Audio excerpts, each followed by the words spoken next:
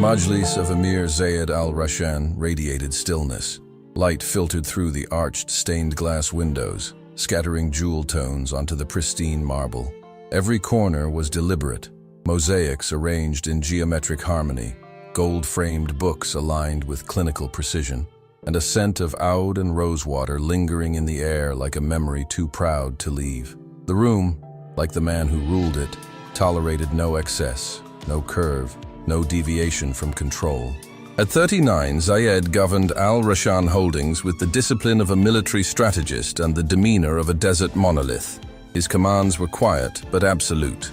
No one challenged him, not in the boardroom, not in his palace, not in the meticulously pruned gardens that surrounded his tower in downtown Dubai. The staff whispered of his unspoken laws: no lateness, no small talk, no bright colors, and above all, no women who defied the lines of minimalist elegance. He allowed no softness into his spaces, especially not the kind that took form in the body. He had inherited this view from Sheikha Mariam, his mother, once the most feared fashion editor in the Gulf. "Elegance is a weapon," she told him, her fingers always cold, her voice sharp enough to cut silk. Mariam, his assistant, interrupted his thoughts with a discreet chime on the intercom. Zayed didn't glance up from the quarterly report in his hands. Yasmin Al-Noor, Sorbonne trained, speaks 5 languages. He tapped his pen once, then twice. The grand double doors opened with a soft breath of wind, and the atmosphere shifted. She didn't simply walk in, she arrived. Yasmin moved like incense, coiling into the room with purpose and grace. Her abaya, the color of dusky lavender, flowed around her figure like water catching moonlight. Her scarf was pinned precisely, but her posture made it clear she didn't require embellishment. She carried herself as if the space had been made for her arrival, not the other way around. She extended her hand across the space between them. "Emir Zayed," she said, her voice as calm and layered as a well-steeped brew. Zayed stood slowly, his gaze meeting hers. Her hand was warm, grounded. He let go more quickly than he meant to, as though the sensation had startled something in him he didn't recognize. "Miss Al-Noor," he said, gesturing to the low velvet seat before his desk. She sat without hesitation, her back straight, eyes steady. Every part of her presence declared competence, but none of it asked permission. He tried not to study her, but his gaze betrayed him. Her skin shimmered like sand kissed by twilight. Her abaya, though modest, revealed a body with depth and softness, the kind that had long been excised from his orbit. Her curls were pulled into a low, elegant knot. Her nails were bare. Her lips wore only suggestion, not statement. She didn't look like anyone in this palace. She looked like everyone he had taught himself to erase. "Your experience is impressive," he said, flipping through her documents. He looked up. "Yours," she clarified. "Your reputation is global." A flicker of something, respect, maybe even admiration, passed through him. Her answer was sharp, but not boastful, intentional, like the curve of a calligraphy pen. She didn't blink. "I don't bend under pressure, Your Highness." For the first time in what felt like years, Zayed's mouth betrayed him. It tilted slightly, something that could almost be called a smile, though it vanished just as quickly. She stood once the interview ended, thanked him with a bow of her head, and left with the same grace she had entered. Zayed remained seated long after the doors closed. His hand still held her resume, but his thoughts had drifted far from bullet points. Mariam returned, waiting silently by the threshold. She asked, crossing her arms. "She is unlike anyone who's ever stepped into this room," Zayed said, adjusting the cuff of his thobe. He didn't answer, just stared out the window as if the sky had something to say. "2-week trial," he said at last. Mariam's brows lifted. But what he didn't say, what he couldn't admit even to himself, was that he already knew. Yasmin wasn't the one who might not fit. He was the one being reshaped. The days that followed were a quiet storm. Yasmin moved through the corridors of the Al-Rashan Tower like water finds its path, without force, without apology. Her presence did not demand space, yet somehow space curved around her. Every detail of her work was flawless. Schedules arrived 10 minutes early. Files were arranged with a clarity Zayed didn't realize he craved. Without request, she had replaced the harsh fluorescent lighting in his office with warmer tones, softening the glare that often split behind his eyes like desert sun on chrome. She ordered mint tea in delicate glass cups for the executive lounge, a flavor from his childhood he hadn't tasted since his grandmother's terrace in Sharjah. He tried not to notice the curve of her hip beneath flowing fabric when she walked past. He failed. He tried not to watch the way her hands moved when she adjusted a floral arrangement, fingers brushing petals with more care than most gave to words. He failed again, but it wasn't just desire, it was disruption. Yasmin made excellence look effortless, and Zayed had built his empire on the belief that effort was visible, structured, earned through sacrifice. Her grace challenged the foundation of that belief. She didn't seek to impress him, she simply was, and that, somehow, impressed him more. One afternoon, as they left a strategy session with the Ministry of Infrastructure, Zayed found himself walking beside her, not ahead. "You handled that counterproposal well," he said without turning. She offered a soft nod. "Thank you." She glanced at him sideways. "I read people fast." He halted mid-step. Her gaze held. Power with polish. Controlled. Calculated. A silence stretched between them, long enough to draw breath, short enough to not be awkward. He asked. The words settled in the space between them like embers in a still room. He looked at her, not as a subordinate or threat, but as something he hadn't felt in years, an equal. That evening, the palace buzzed with subtle energy. The other staff noticed the shift. Zayed, once a man of clipped orders and longer silences, now lingered during briefings. He asked Yasmin's opinion on matters beyond her role. His eyes found her across meeting tables, not in challenge, but in interest. And with curiosity came whispers. Mariam approached him that week behind closed doors. She had served his family for 2 decades. She had permission to speak what others swallowed. "You like her," she said simply. Zayed didn't look up from his digital reports. "She's also curvy," Mariam countered. He shut the tablet harder than necessary. Mariam stepped closer, voice low and unwavering. "She's not just in your space, Zayed. She's under your skin." That night, long after the lights dimmed across the tower and the prayer calls had faded into silence, Yasmin appeared at his office door. Her coat was draped across her arm, and in her hands, a folder. "You forgot to sign the Al-Qasimi contract," she said, her voice composed. He reached for it, their fingers brushing. Her eyes lingered on his voice lowered. He blinked. She continued, her tone neither playful nor judgmental, just true. "I've seen it before." And with that, she was gone, leaving behind silence, scented papers, and a man unraveling without noise. That night, Zayed didn't sleep. The view from his penthouse stretched over the restless glitter of Dubai's skyline, but he saw only her. Yasmin's words replayed with the elegance of poetry. "Don't let fear win." Fear. He'd never admitted to having any. Power didn't allow space for fear, but there it was, quiet and crouched, whispering that he wasn't afraid of her. He was afraid of what she made him feel. The next morning, she arrived early as usual. Her abaya was blush-toned silk with pearl accents, soft against the rich charcoal of her skirt. It was perfectly modest, perfectly distracting. She greeted him with a warm, professional smile. Zayed kept his voice tight, detached, because if he didn't, the walls he had built might not hold. By midweek, the mirage of peace shattered. A critical contract with the Ministry of Trade began to collapse. One of the firm's key vendors failed to deliver, threatening an international launch Zayed had promised months ago. Meetings turned into interrogations. Advisors scrambled, partners called incessantly, and the grand conference room, once known for its stillness, now buzzed with thinly veiled panic. Zayed stood at the glass corridor that overlooked the city, his jaw clenched, fingers pressed to the bridge of his nose. The pulse behind his eyes throbbed like war drums. Yasmin appeared beside him, silent, present. Without a word, she handed him a glass bottle of cold water, the condensation cool against his palm. "Too much kahwa," he muttered. He turned, brow raised. She inhaled slowly through her nose, held it, then exhaled gently through parted lips. "Like this," she said. He hesitated, then followed. The air slipped in, then out, and with it, tension softened, just slightly. "You always walk into a room like you own it," he said, voice lower now. Yasmin tilted her head. He looked at her, openly now. Her smile dimmed into something deeper. "Because I had to learn to be the calm in every storm," she said. He didn't respond, not immediately. He just looked at her, not with analysis, but with recognition. That night, they stayed late finalizing the salvage plan. The palace floors glowed under the moonlight. Yasmin kicked off her heels and sat on the velvet settee, her laptop balanced on her lap.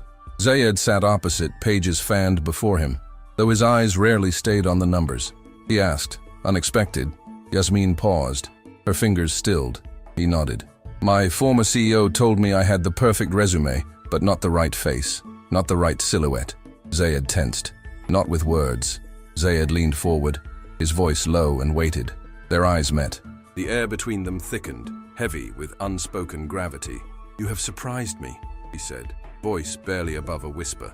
Zayed stood and paced to the window, the moonlight carving his silhouette against the floor. I don't know what this is, he murmured. No, he agreed, rising. His gaze locked with hers. He stepped closer, not pleading, not proud. And with that, he picked up her coat, nodded once, and left. No drama, no anger, no begging, just clarity. The next morning, she wasn't at her desk.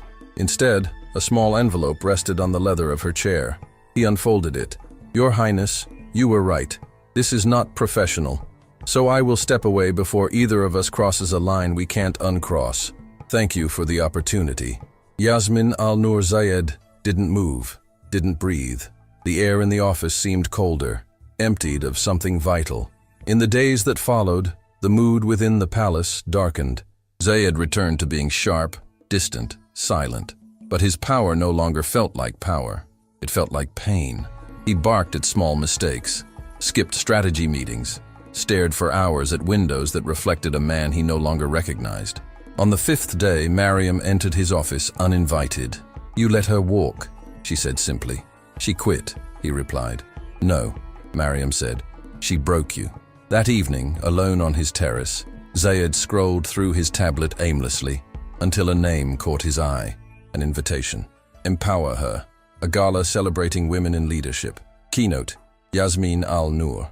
He stood abruptly, heart skipping against his ribs.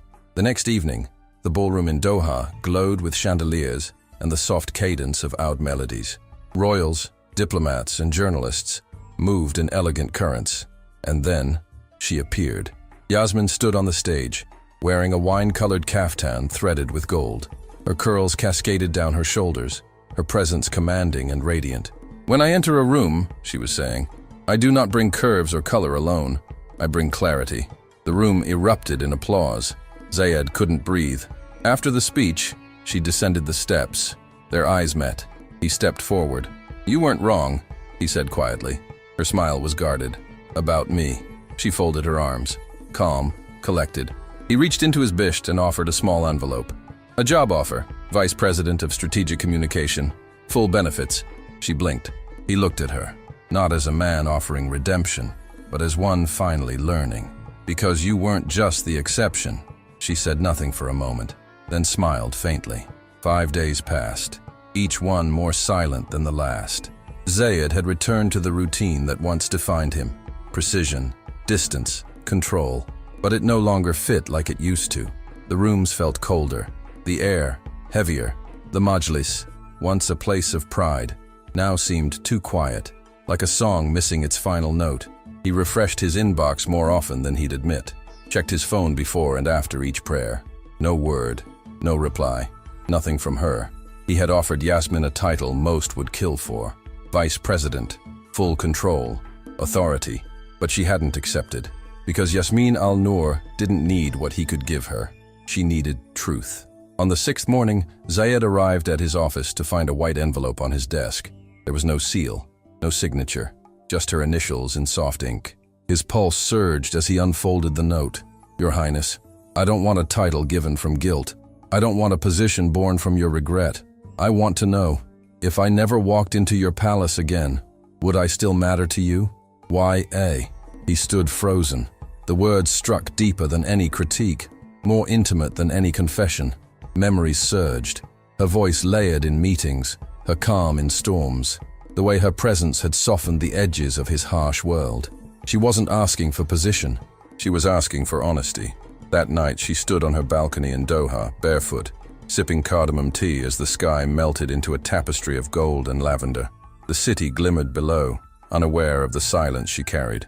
Her phone vibrated. A single message. Zayed. May I show you something that matters to me? She read it once, then again. Where? She typed. Zayed. Ajman. Tomorrow, 10 a.m. I'll send a car. Her thumb hovered over the screen. Then, I'll be ready. The SUV arrived at her building precisely at 10. The driver, in a white bisht, offered no explanation, just opened the door with a bow.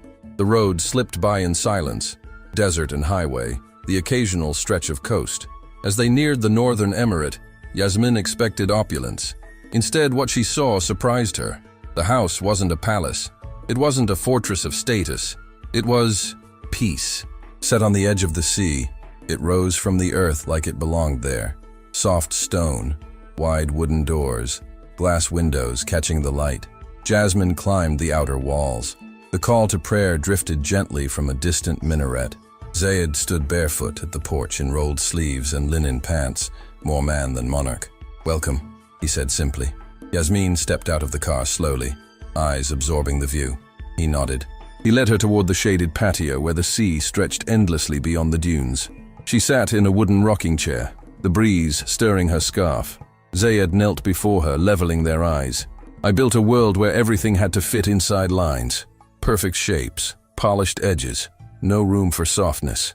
She watched him, her silence an invitation to continue.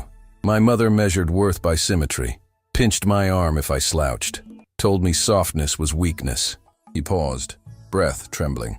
Yasmin's gaze held steady, luminous with unspoken emotion. You weren't what I expected. You weren't what I allowed myself to want. His voice cracked. You disrupted every rule. He took a breath, slower this time.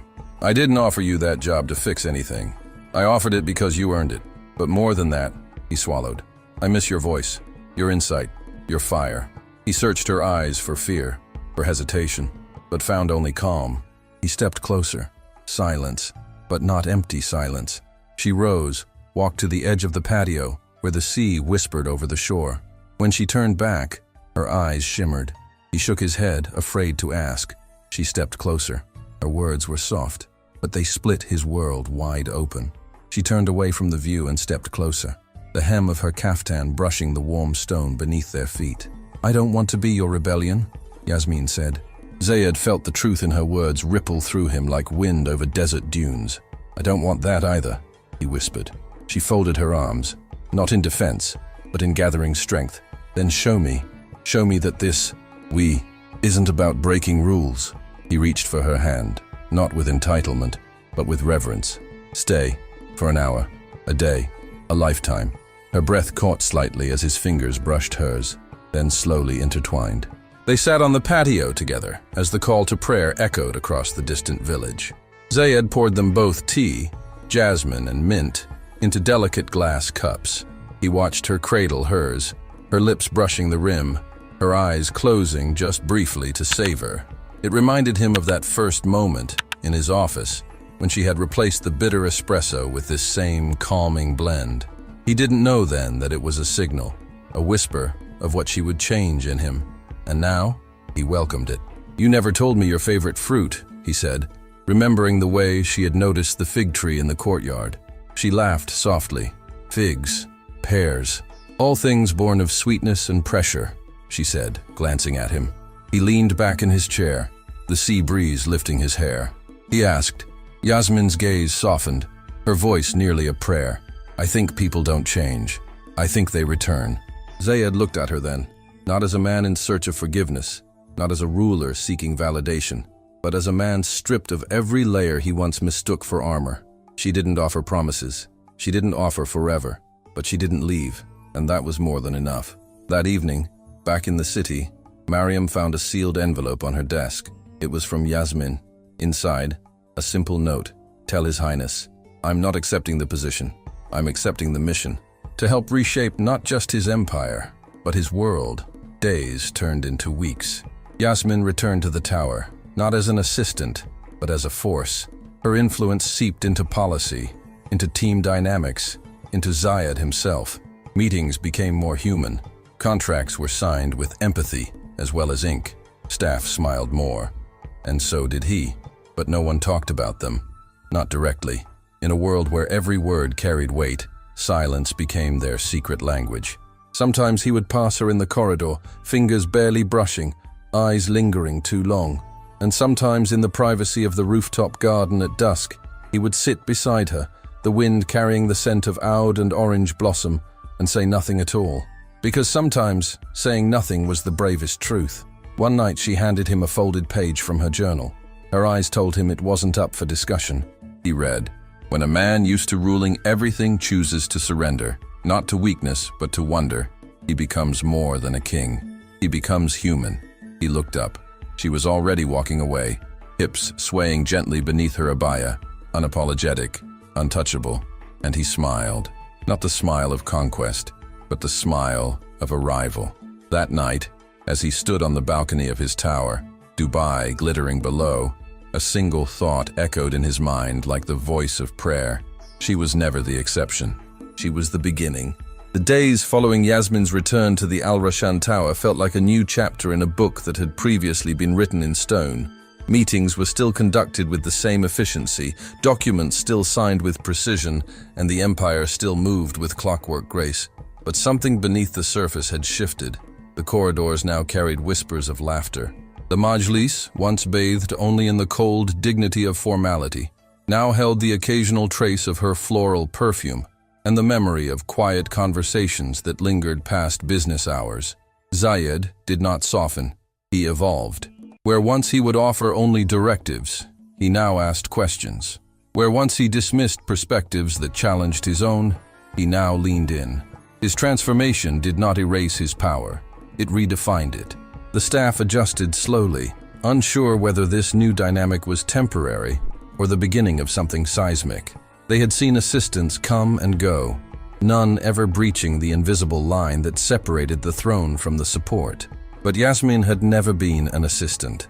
She was a mirror, and Zayed for the first time had stopped looking away. One evening, after a particularly tense negotiation with a Qatari conglomerate, Zayed and Yasmin remained in the conference room long after the others had left. He poured tea into 2 delicate glasses and passed one to her. "You challenge me," he said.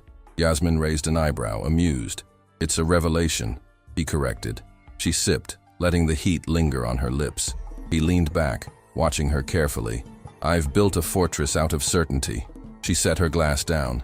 The wind outside whistled faintly through the mashrabia panels, casting patterned shadows over their faces. He stood, restless. Yasmin didn't flinch. He turned toward her, his voice low, almost reverent. "Not daring," she replied. They walked out together, shoulders nearly touching, a closeness born of respect and something still unnamed. Later that week, during a public gala in Abu Dhabi, a fundraiser for women's education across the Gulf, Yasmin walked alongside Zayed, neither behind nor ahead. Her emerald kaftan shimmered beneath the chandeliers, and her hair, tucked into an intricate braid, was adorned with gold pins, shaped like stars. Reporters took note, cameras flashed, whispers grew. Zayed offered no explanation. He didn't need to. His silence was a declaration. Inside the grand hall, they were seated side by side. Zayed's hand rested on the tablecloth, open, not reaching, not demanding, just there. Yasmin glanced at it, then at him. She didn't move, but she didn't look away either. That night, as they returned to the tower, she followed him to the rooftop garden, a space he rarely shared. The city below shimmered. Above them, the stars traced ancient paths. "You've changed," she said softly.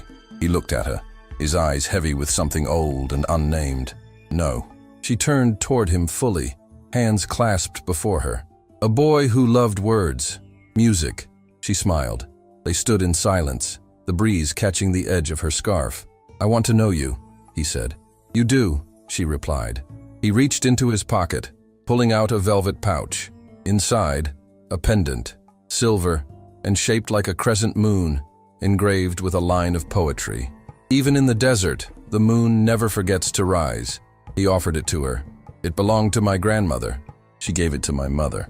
Yasmin took it carefully, holding the weight in her palm. She didn't reply. She didn't need to. The pendant shone between them, a quiet promise in metal and meaning. That night, Zayed didn't return to his usual solitude. He walked the halls of the tower with a new kind of stillness. Not cold, not calculated, rooted, ready. The morning sun painted the tower in soft hues of apricot and gold. The scent of fresh dates and cardamom tea drifted through the corridors as the staff began their day. Quieter, more reverent somehow. The atmosphere had changed, not because Zayed had announced anything, but because presence has a way of declaring itself even in silence. Yasmin's presence had done just that. Her office, once tucked modestly down a secondary hallway, had been moved adjacent to Zayed's, not by request, but by necessity. The frequency of their collaboration, the depth of their discussions, had made distance inefficient. When Zayed entered without knocking, she looked up but didn't seem surprised. "There's a tribal summit in Riyadh next week," he said. She set her pen down, folding her hands. She raised an eyebrow. "No," he admitted. Their eyes met, not challengers, not rulers, but two minds circling a fire neither dared extinguish. The summit was unlike the sleek towers of Dubai or the modernity of Doha. Riyadh was tradition, lineage, expectation. The royal court was a fortress of rules older than memory, and guests were expected to move with precision and deference. Yasmin's arrival caused a ripple. Her caftan was bronze, her scarf woven with copper threads, and her stride neither deferent nor defiant, simply certain. She greeted dignitaries with perfect fluency, navigating Arabic, French, and English with the elegance of a woman who had always belonged. Still, eyes watched, tongues whispered. "She is too bold. She is too visible. She is not from our blood." But Yasmin stood like a tower carved by the wind, weathered, beautiful, unmoved. During one of the more tense panels, a prominent tribal elder leaned toward Zayed. "She is unconventional," he said. Zayed didn't flinch. Later that evening, in the palace guest suite reserved for key delegates, Yasmin stood by the window overlooking the desert beyond the capital. The sand looked silver beneath the moon, endless and still. Zayed knocked once before entering. "Sheikh Omar's daughter asked me who you were," he said. Yasmin turned slowly. He crossed the room in slow, deliberate steps. She blinked, throat tightening. He stood before her now, close enough that she could feel the gravity in his breath. A long moment passed. She didn't pretend. He reached out, brushing a stray curl from her cheek. The kiss that followed wasn't impulsive. It was inevitable. It unfolded like prayer, slow, reverent, searching. Their lips met not in conquest, but in revelation. When they parted, the silence didn't rush in to fill the space. It bowed. She pressed her forehead against his chest. Zayed wrapped his arms around her, drawing her into the stillness that no longer felt like armor. The next morning, the news broke. Photographs, rumors, a moment caught between glances, a whisper too loud in the marble corridors. And just like that, the palace of certainty began to tremble. The news swept across the gulf like a desert wind, fast, hot, and impossible to ignore. By midday, Yasmin's name had flooded digital forums, whispered in majlis rooms, dissected over golden coffee pots and between veils of shisha smoke. Screens lit up with images from the summit. A glance too long, a smile too rare, a closeness that left little to imagination. She had been seen beside him, not behind, not beneath, beside. It was enough. The palace's public relations division scrambled. Mariam's phone vibrated endlessly. Diplomats called with polite concerns. Influential matriarchs sent cryptic messages embroidered in courtesy and threat. Zayed remained silent, not in denial, in defiance. He watched the world unfold with calm precision, not because he was unmoved, but because he had finally chosen where to stand. Yasmin, on the other hand, bore the brunt of the fire. Journalists dissected her background, her family roots in Oman, her years in Paris. Social media murmured about her curves, her skin, her language, her choices. Old colleagues emerged with faint praise wrapped in condescension. "She's talented, but I just hope she knows her place." She stood tall, but she bled inside. One afternoon, after another day of thin smiles and guarded glances, she stepped into the rooftop garden and found Zayed waiting with a tray of dates and 2 cups of coffee. "You knew this would happen," she said. He nodded. "I said everything that mattered," he replied. She folded her arms, the wind catching the edge of her scarf. "People are calling me a distraction, a deviation, but I am visible." He didn't argue. Instead, he handed her one of the cups. She accepted it, more from exhaustion than agreement. The coffee was spiced, warm, grounding. "I've fought to be seen my whole life," she whispered.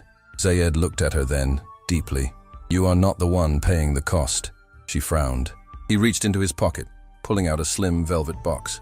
Yasmin blinked. "Zayed, I'm not asking," he said. "Not yet, but I want you to know. I see you, all of you." Her voice cracked. "That you make me better. That I choose you every day. That this," he gestured between them, "isn't about rebellion." She closed her eyes.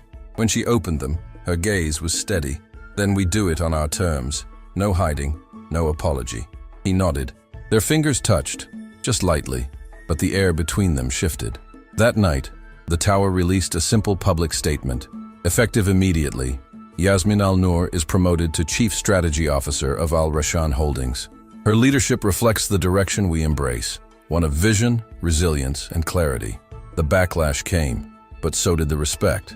And in places often forgotten by power, universities, community centers, dusty libraries, and quiet towns, girls looked at the news and saw something different. They saw someone who looked like them standing beside power, not beneath it, and that changed everything. The storm had settled into a rhythm, no longer chaos, but constant pressure. Yasmin learned to walk through it with her chin high, her steps deliberate, her silence louder than her critics. Every word she spoke in boardrooms was measured.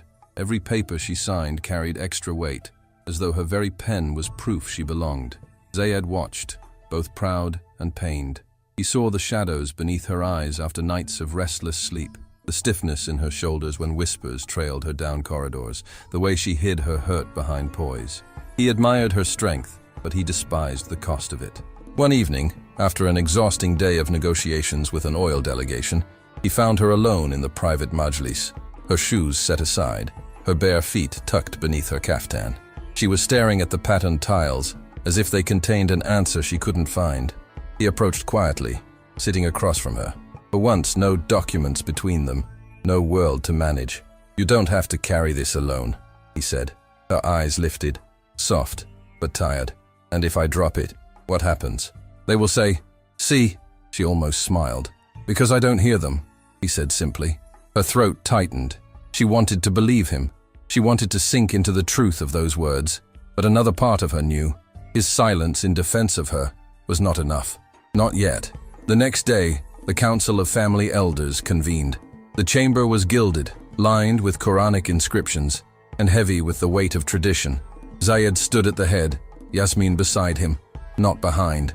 The elders, robed in white and gold, looked upon her as if she were both stranger and storm. The eldest spoke first.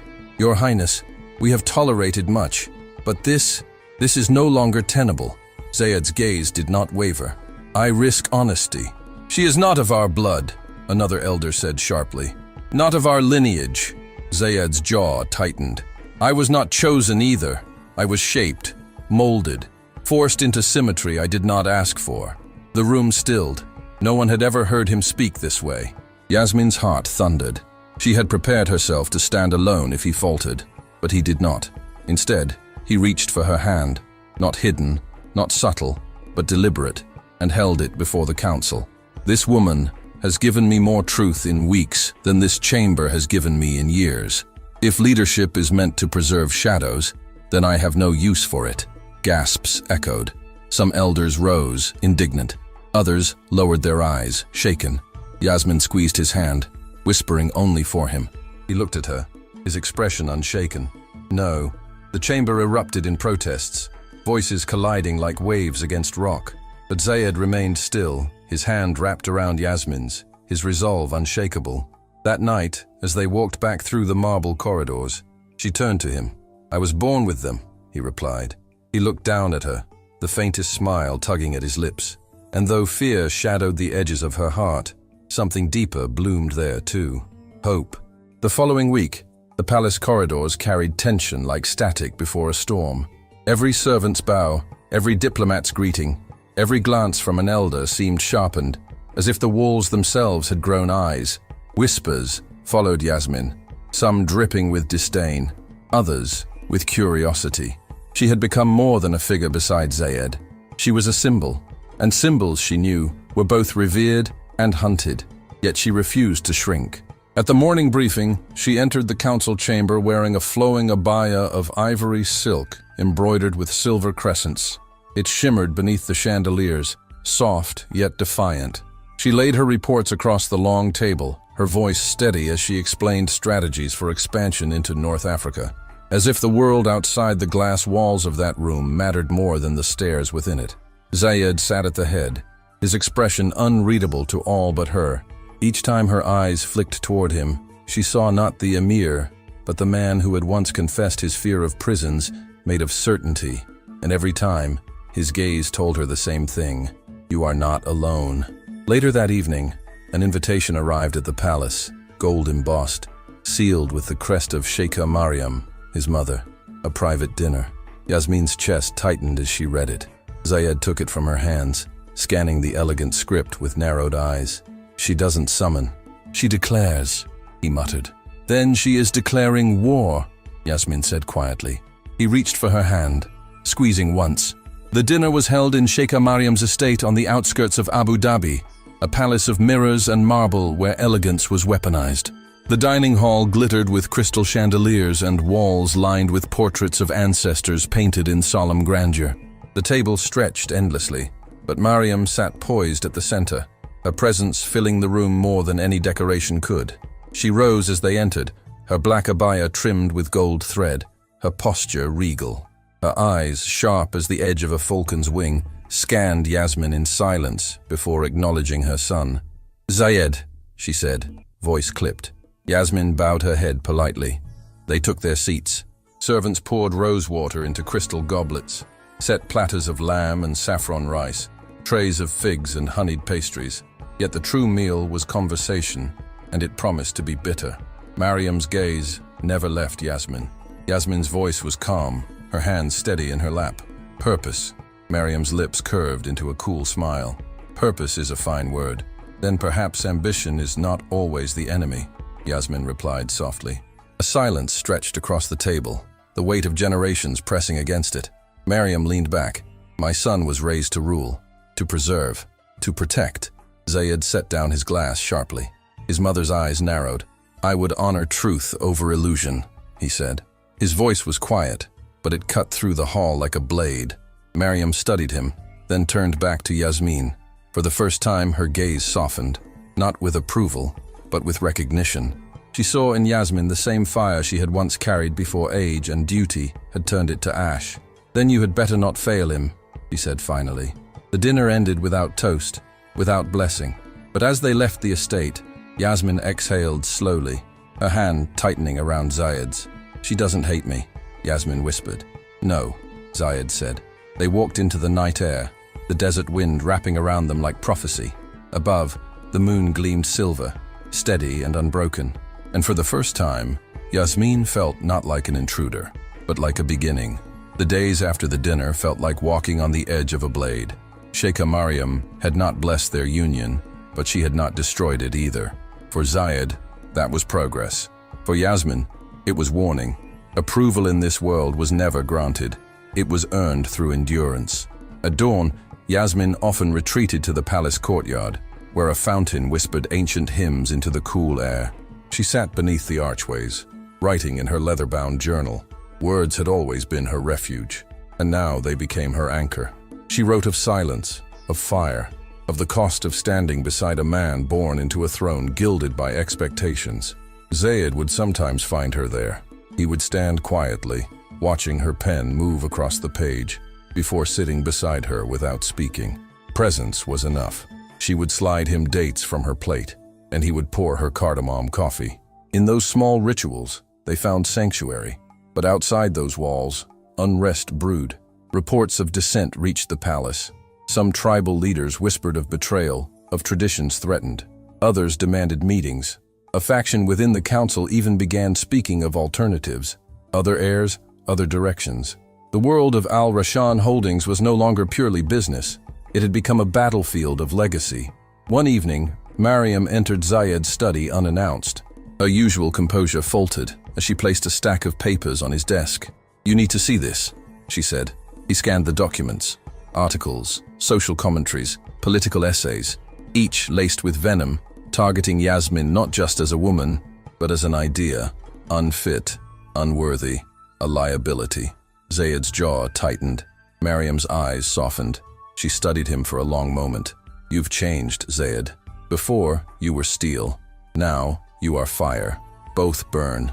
He looked at her, her lips pressed together. That night, Yasmin stood on the balcony of her quarters, staring at the expanse of Dubai's glittering skyline. The city pulsed with ambition, yet here she was, caught between being an emblem of progress and the target of those who feared it. When Zayed joined her, she didn't turn immediately. She needed the silence first. "They won't forgive me," she said at last. "Then let them choke on their resentment," he replied. Her eyes glistened. "It's not only me, it's you, your legacy." He stepped closer, his hand brushing hers. "Legacies are prisons when they are built on lies. I don't need theirs." She turned then, eyes searching his face. He didn't hesitate. The words struck her like thunder, not because they were reckless, but because they were real. For the first time, she believed him fully, not as an emir, not as a leader, but as a man. She reached up, fingers brushing his cheek. He caught her hand, pressing it to his lips. "No, Yasmin, we don't fall." And as the call to prayer echoed from the minarets across the city, they stood together against the night, two souls bound not by permission, but by choice. The next week brought an invitation they could not refuse: the annual Empower Her Gala in Doha, a celebration of women in leadership across the Gulf. It was a prestigious event, attended by royals, ministers, and global dignitaries. This year, the keynote speaker was none other than Yasmin Al-Noor. The announcement alone sent shockwaves through the region. Some praised the decision as bold and progressive. Others condemned it as reckless, claiming it rewarded defiance. For Yasmin, it was not merely a speech, it was a test, and the world would be watching. On the evening of the gala, the ballroom shimmered like a sea of light. Golden lanterns hung from arched ceilings, crystal chandeliers cast rainbows across marble floors, and floral arrangements perfumed the air with jasmine and rose. Women in flowing abayas and gowns of silk and chiffon mingled with diplomats in bishts and tailored suits, the hum of conversation alive with anticipation. When Yasmin entered, silence rippled across the room. Her gown was sapphire blue, embroidered with crescents and stars in silver thread, her hair wrapped in a silk turban adorned with a single pearl. She was grace and defiance embodied, and every step she took declared, "I belong here." Zayed walked beside her, his presence commanding, his silence louder than any introduction. The cameras followed them relentlessly. Together they were not only a couple, they were a statement. When the master of ceremonies called her name, Yasmin ascended the stage. The room hushed as she stood before the podium, her hands steady despite the storm within her chest. She took a breath, then spoke. "My name is Yasmin Al-Noor. I was not born into palaces. I was not born into privilege. I was born into the belief that a woman's voice must be hushed, her steps measured, her presence hidden." Murmurs filled the hall. Some nodded, some frowned. She continued, "Leadership is not about bloodlines. It is not about crowns. It is about courage. The courage to speak when others demand silence. The courage to rise when the world expects you to kneel." Her voice grew stronger, each word igniting something in the air. "I am here not because I was chosen, but because I chose. And choice is the heart of freedom. If the world trembles at that, then let it tremble. For women of the Gulf, of the world, are not storms to be feared." The hall erupted. Applause, shouts of approval, even tears. But not all faces celebrated. In the shadows, dignitaries whispered, calculating the consequences of her words. Zayed rose from his seat, his eyes fixed only on her, and when she stepped down from the stage, the first hand that found hers was his. That night, as they left the gala, the press swarmed, cameras flashed, questions flew like arrows, but Zayed leaned close, his voice low and sure. Yasmin smiled faintly. In the car ride back to the palace, she clutched the pearl at her turban and whispered to herself the lines she had carried for years, now louder, now truer: "Don't let fear win." And for the first time, she believed it not as a mantra, but as a victory. The morning after the gala, the world was divided. Newspapers in London and Paris hailed Yasmin as a rising voice of the Gulf. while local channels debated whether she had crossed an invisible line. Social media lit up with hashtags, some praising, others condemning. She was no longer just a strategist or a companion to Zayed. She had become a movement, but movements were dangerous. In the palace council chamber, the elders convened again, their robes heavy with tradition, their faces carved in disapproval. One of them spoke with the certainty of a man who had never been contradicted. "She has weaponized her place beside you." Zayed sat at the head of the chamber, his hands folded. He did not flinch. Gasps echoed. Another elder demanded, "You threaten the balance. You weaken your bloodline." Zayed's gaze was steady, his voice like steel. "What weakens us is fear. What tarnishes us is silence." The chamber fell into uproar. Voices collided, hands slammed onto marble. Yasmin stood quietly at his side, her scarf glowing white against the golden light. She said nothing. Her very presence was enough to fracture their certainty. That night, the palace was quieter than usual. Even the servants moved with hushed steps, as though bracing for something to break. Yasmin stood by the window of her quarters, staring at the moonlit city. When Zayed entered, she didn't turn. "They fear you," he corrected. Her voice was almost a whisper. He moved closer, placing a hand on her shoulder, his warmth steadying her. "I have never feared you." She turned then, her eyes shimmering. "Then let them choke on their unforgiveness," he said, voice firm. She laughed softly, though it trembled. "It isn't." For a long moment, silence wrapped around them, heavy but intimate. Then Yasmin stepped closer, her head against his chest, listening to the steady rhythm of his heart. His arms tightened around her. "You're not." The following day, invitations for international forums began pouring in. Geneva, New York, Cairo. The world wanted Yasmin, and with every request, the whispers inside the palace sharpened, as though each accolade was a blade drawn closer to their union. But Yasmin was no longer afraid. That night she wrote in her journal, "They think I am the storm, but I am the dawn, and dawn does not ask permission to arrive." And in the stillness, it felt like the desert itself whispered back. The palace had never felt more like a battlefield, not of swords or soldiers, but of words, silence, and gazes sharpened into weapons. Every corridor whispered with politics, every chamber brimmed with consequence. Yasmin walked through it all with her head high, though she felt the invisible arrows pierce her with every step. One evening, as the muezzin's call faded into the twilight, Zayed summoned her to the private majlis reserved only for family. It was a rare gesture, one that carried weight. When she entered, the room glowed with lantern light, shadows dancing across marble columns. Sheikha Mariam sat at the far end, her presence commanding even in stillness. Yasmin bowed respectfully. Mariam studied her in silence. The silence stretched long enough to become its own form of interrogation. Finally, she spoke. "You have caused tremors, Yasmin." Yasmin's voice was quiet, but steady. A flicker crossed Mariam's face. Annoyance, perhaps, or admiration. Yasmin met her gaze directly. Her throat tightened, but she did not look away. For the first time, Sheikha Mariam smiled. Not a smile of warmth, but of recognition. She had been such a woman once, long ago, before time and duty had turned her into steel. "You are braver than I expected," she said softly. Zayed entered then, his presence filling the room. He looked between the two women, sensing the fragile thread of truce. "Mother." Mariam rose slowly, her gold-threaded abaya trailing behind her like a river of dusk. "Do as you will, my son, but know this, every choice echoes through generations." She swept from the room, leaving only the faint scent of oud and roses in her wake. Zayed turned to Yasmin. Yasmin exhaled. He smiled faintly. That night, as they stood together on the balcony overlooking the endless desert, Zayed spoke with a quiet conviction that seemed to come not from power, but from surrender. "I used to think the desert was empty," he said. "Endless sand, endless silence. But now I see it differently. It is alive. It holds storms. It holds secrets." Yasmin leaned against him, her voice soft. He pressed his forehead to hers. "You." Far below, the city glittered, restless and bright. But above them, the crescent moon shone steady against the dark, a reminder that even in shadows, light returns. And in that moment, Yasmin knew, whatever storms awaited, they would face them not as ruler and subject, but as two souls who had chosen each other against the weight of history. The weeks that followed unfolded like a chess match played in marble halls.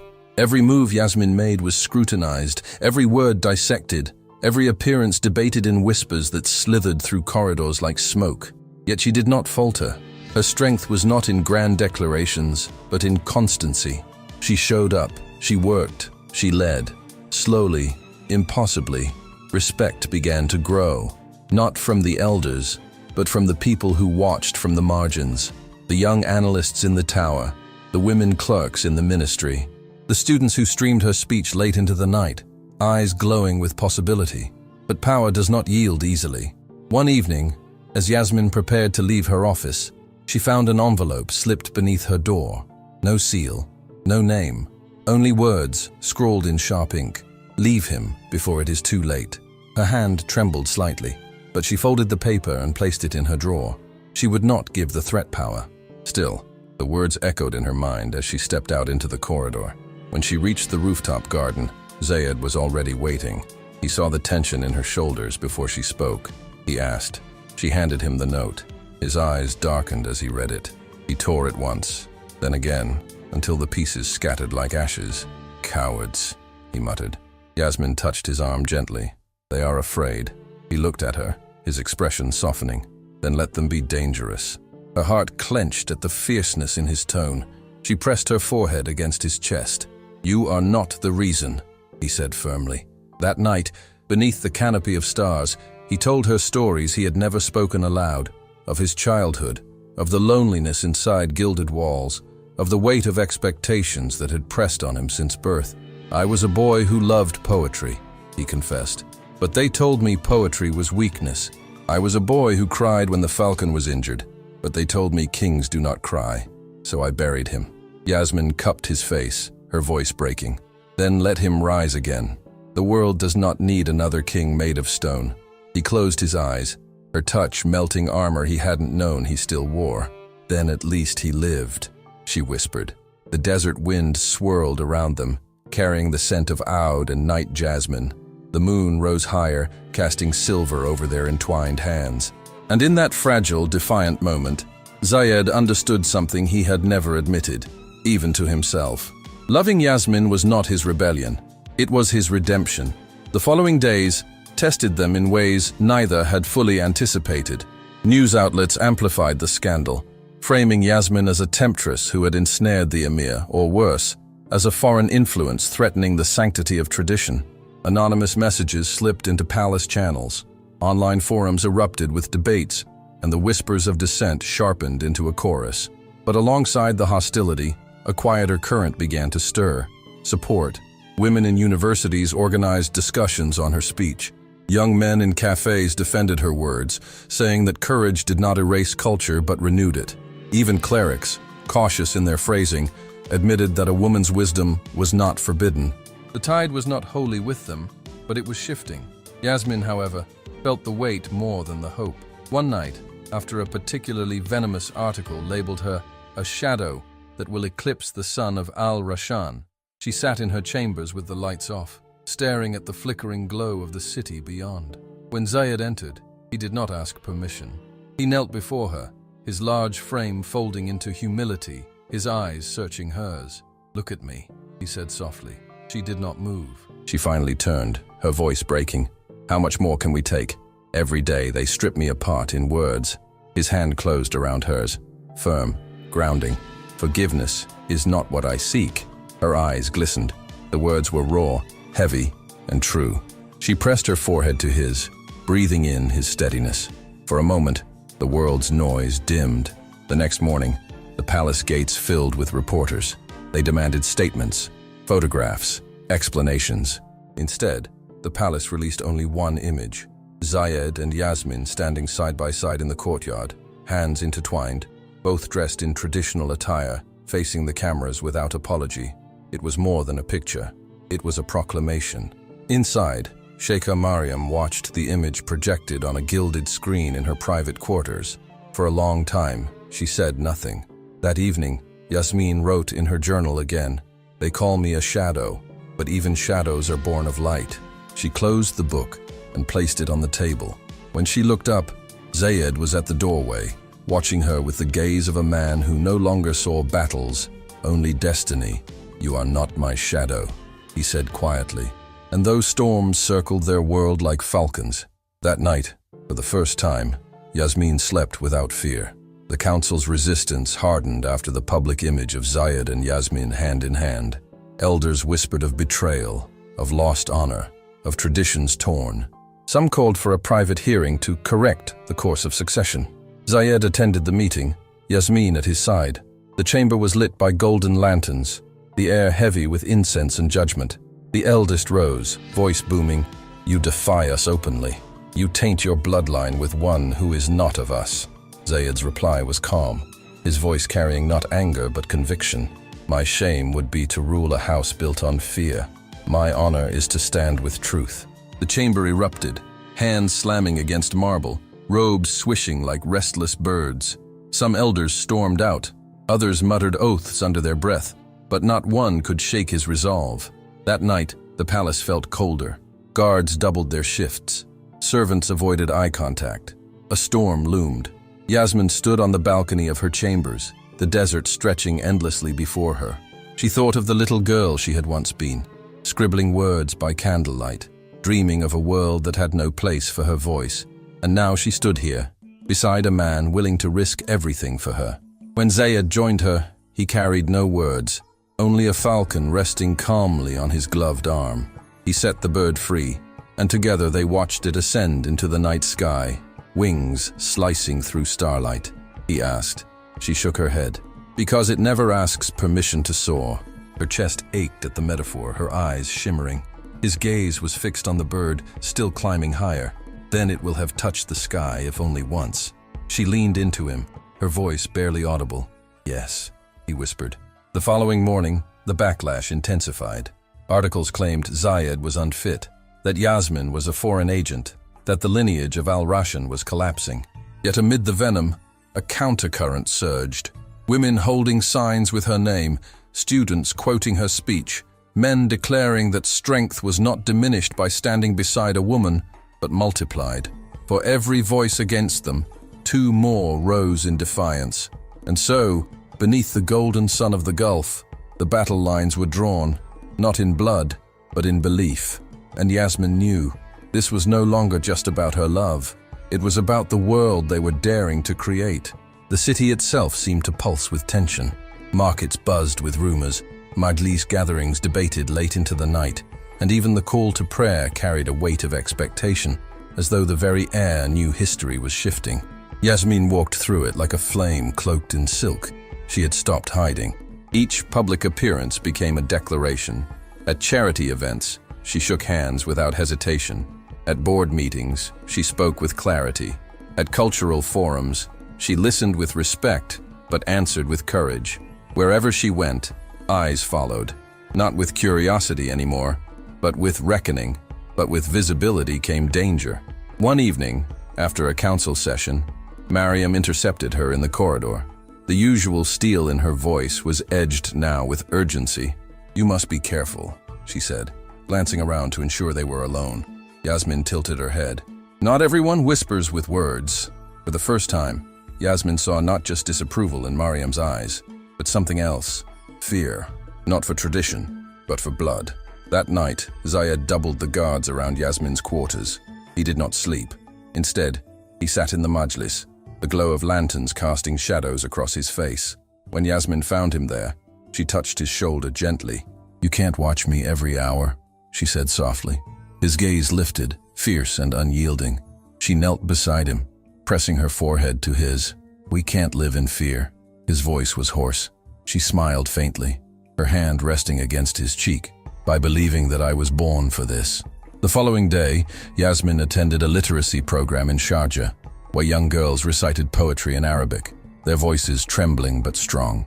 She listened with tears in her eyes as one girl, no older than 12, looked at her and said, "I want to be like you." Yasmin knelt, taking the girl's hand. "Then speak louder." The crowd erupted in applause, but for Yasmin, the words were more than encouragement. They were a vow. When she returned to Dubai that night, Zayed was waiting by the fountain in the courtyard, the water shimmering gold under lantern light. He asked, She smiled, though her eyes glistened. He kissed her hand, lingering.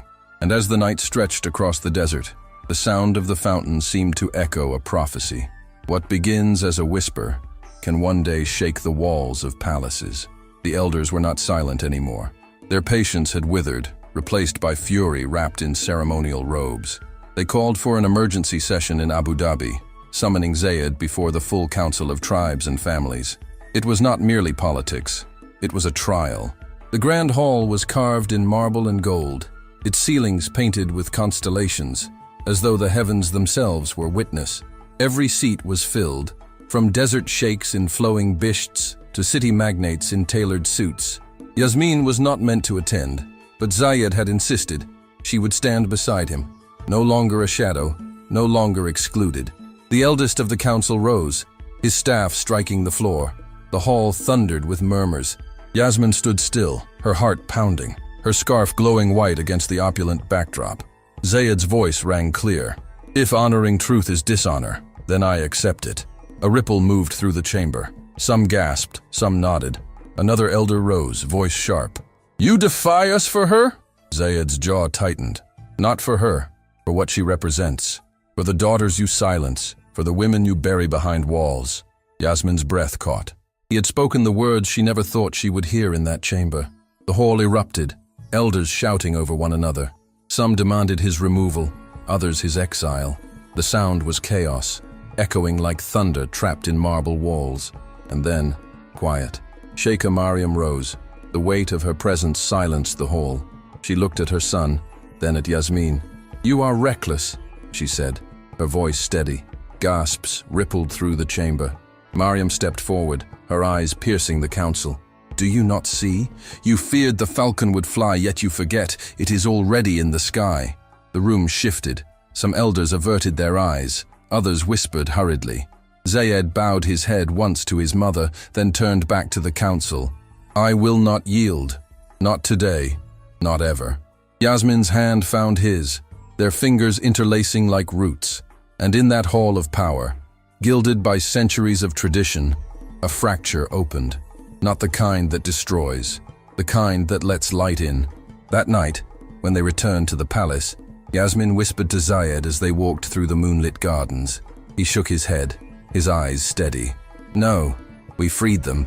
The fountain's waters sparkled under the crescent moon, and Yasmin realized that this was no longer just a love story. It was a revolution.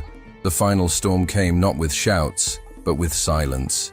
Weeks after the council's fracture, the palace corridors grew strangely still. No more warnings slipped under doors. No more venomous articles appeared in the press. Instead, a hush spread across the gulf, an uneasy calm, like the desert waiting before the sand shifts. It was during this quiet that Zayed and Yasmin were invited to a state gala in Riyadh. The event was grand, a display of unity across the Gulf, with rulers, ministers, and foreign dignitaries all in attendance. The palace hosting the evening glittered with chandeliers and fountains, oud smoke perfuming the air, strings of musicians filling the halls with soft ancient melodies. When they entered, all eyes turned. Yasmin in an emerald gown embroidered with gold palms, Zayed in a black bisht edged with silver. They walked side by side, hands brushing in a gesture subtle yet undeniable. The whispers began immediately, but neither faltered. During the banquet, the host rose to toast the future of leadership in the Gulf. He called upon Zayed to speak. The room hushed as the Emir rose, his presence commanding even without words. Yasmin watched him, her heart caught between fear and faith. "My brothers, my sisters," Zayed began, his voice echoing across the marble hall. "We inherit traditions not to bury ourselves in them, but to carry them forward with truth.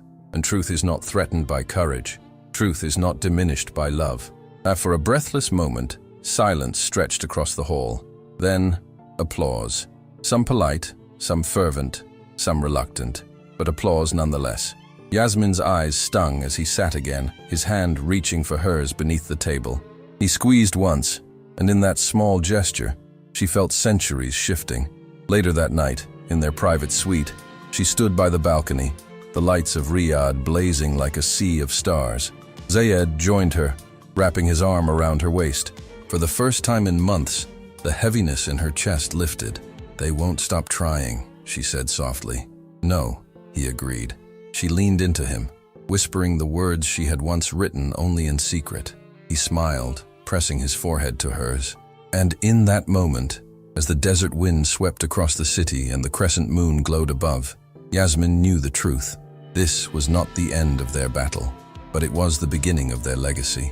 A legacy not written in marble halls or gilded chambers, but in the hearts of those who had seen them stand, together, unbroken, unafraid.